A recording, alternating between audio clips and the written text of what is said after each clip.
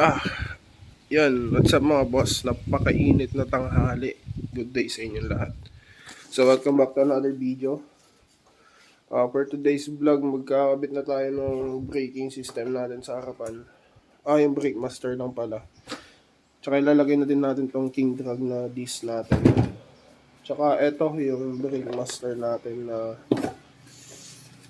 hindi ko alam kung ano to. Basta binili ko na. Maganda din kasi yung itsura eh. Pero ito papakita ko sa inyo. So, ito yung gagamitin nating brake master mga boss.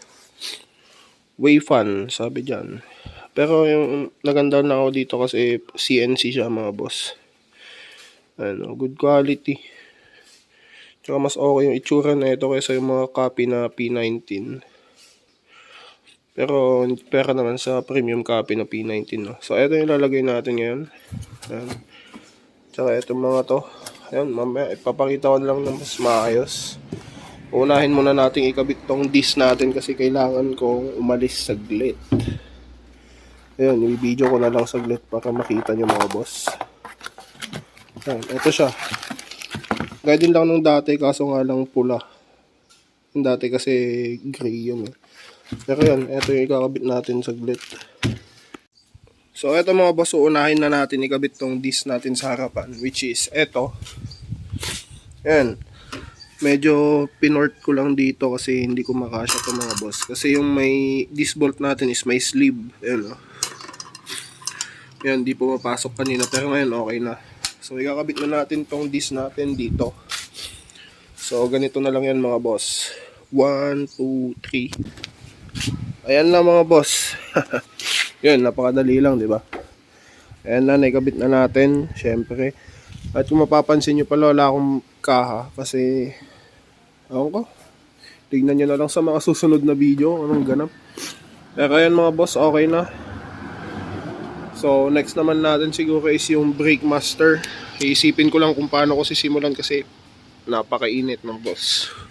Tsaka sinisipon pa kasi ako eh. So, isusunod na natin tong brake master natin.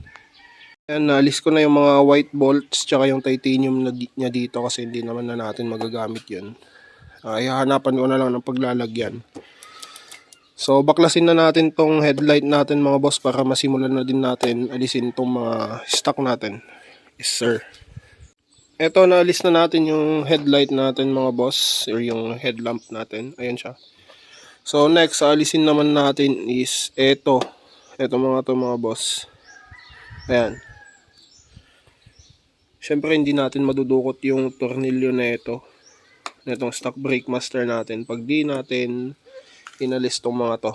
So, babaklasin ko lang ulit mga boss. Ayan. Hindi naman natin totally aalisin to kasi kailangan natin madukot tong mga tornilyo natin. Ayan. At ang isang gagawin pa natin ay mga boss is puputulin na natin to. Itong stock, itong naka-welding na to mga boss, alisin na natin, hindi na natin kailangan to. So, mag-grinder tayo. Ayan, aalisin ko to. Shit. Paano kaya to? Ang laki pa naman ng bala na gamit ko dyan. Pero, sige, gawin na lang natin ng paraan. Ayan, at eto, alisin na din natin to. I mean, eto, yung banjo bolt. At ito na yung gagamitin natin mga boss na brake master. Ayan. Way fun. China yata to. Ayan. Pero okay naman. Maganda naman yung itsura niya mga boss. Ayan o. Ayan siya. Ito yung papalit natin dito. Ayan. Paka goods. Ayan mga boss. Yung quality niya. Ayan o. CNC. Tsaka na tayo magpalit ng mga orig-orig pag maluwang na tayo. At eto din pala mga boss, may tangke siyang kasama na smoke. Ayan. And may may hydraulic switch na din tayo mga boss. At eto, sa clutch natin, may kasama na din siyang switch. Ayan. So, eto yung ikakabit natin mga boss, baklasin ko lang tong mga to. Ayan. Ito na mga boss, naalis na natin tong stock natin. Ayan o. So, ang problema natin dito ngayon is yung kabitan ng side mirror natin kasi ganito pala yung style no, nakala ko yung nandito sa likod. Para mga Raider ba? Pero hindi. So, eto may lagayan pa ng side mirror so no problem. So, parang Vietnam style na talaga tayo. Dito lang yung may side mirror kapag di bale na pang show lang naman natin mga boss. Hindi naman natin i-daily use to. So, i-test fit na natin tong wave fan.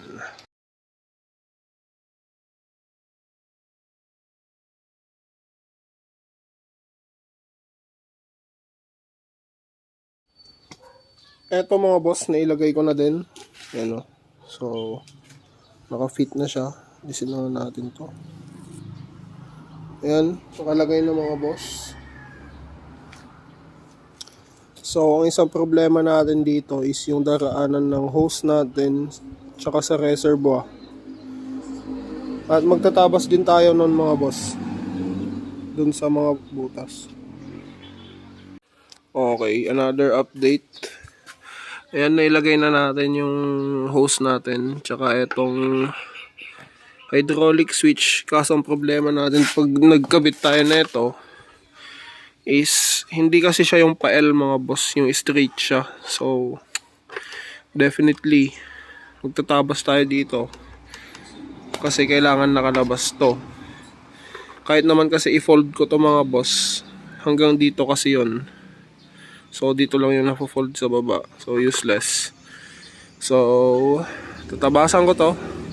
Pero bago yon, ikakat na natin yon mga boss. So ito mga boss, naalis ko na yung lever dito sa kabila. Puputulin na natin to gamit yung eto. Kasya to. Muna iba.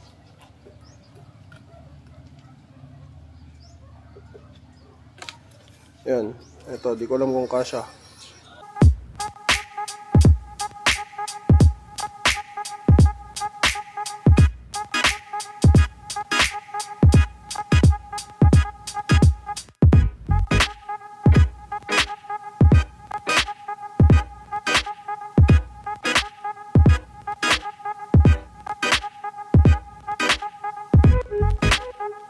Putol na natin yan, medyo mainit pa yan.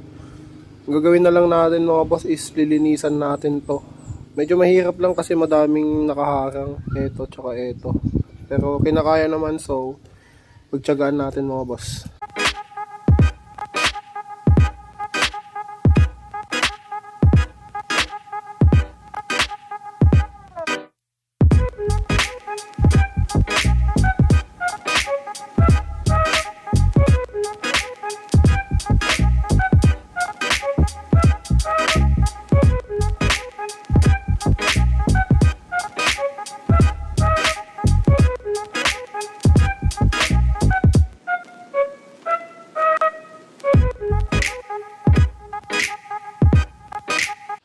So, eto na yung kinalabasan niya mga bossing. Ano?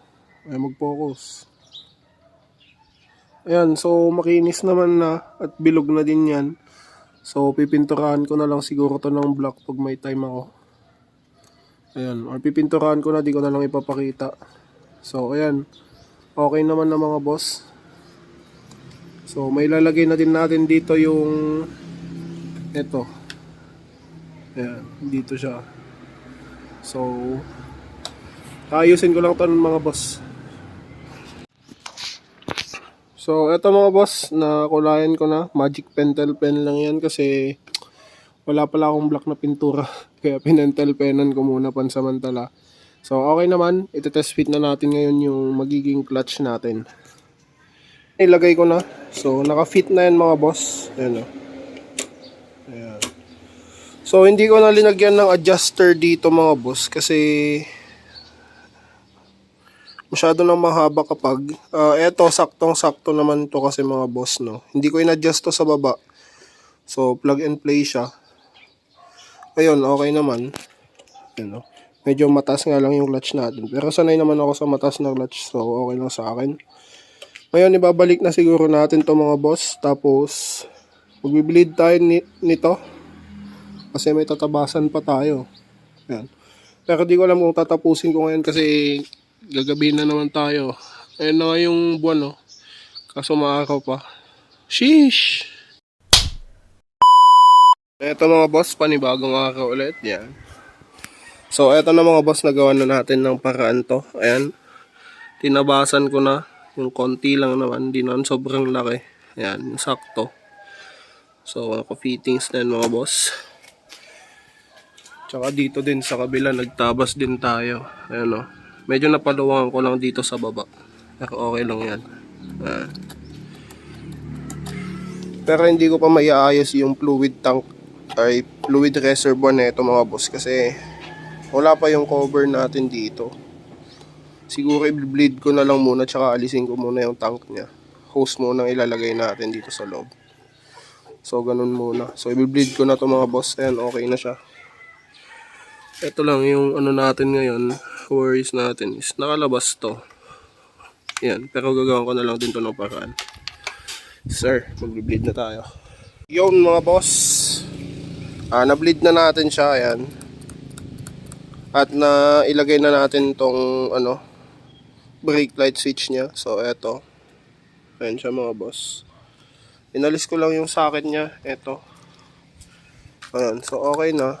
Adjustable din pala to. Ayan o.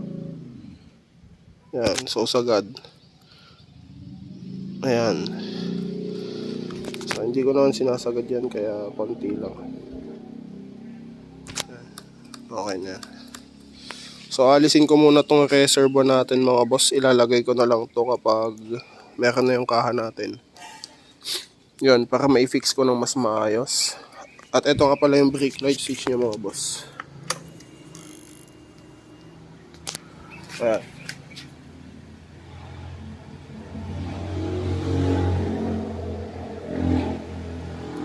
Yun. Ito, ulitin natin yung brake light switch mga boss. Ayan o. Baka sabihin nyo kasing inaapakan ko eh. Pero ayan o. Yun. Yun, update mga boss. Ayan, liwanag. May kabit na natin yung ayan. Ilang buwan na din. 3 months na yata. Simula nung nailagay ko to. Makikita nyo naka-throttle na din tayo. Ayan. May domino siya na elbow. Ayan. Tinabasan lang natin. Liwanag sir. Ayan. Tsaka yung tangke nagawa na natin. Yung lagay ng side mirror meron na din mga boss. Focus. Ayan mga boss oh. Ayan. Tsaka ito na ilagay na din natin to. Tapos sa kabila ganito siya. Ayan. All working na yan mga boss. Yun. Peace. Like, share, and subscribe. Boom.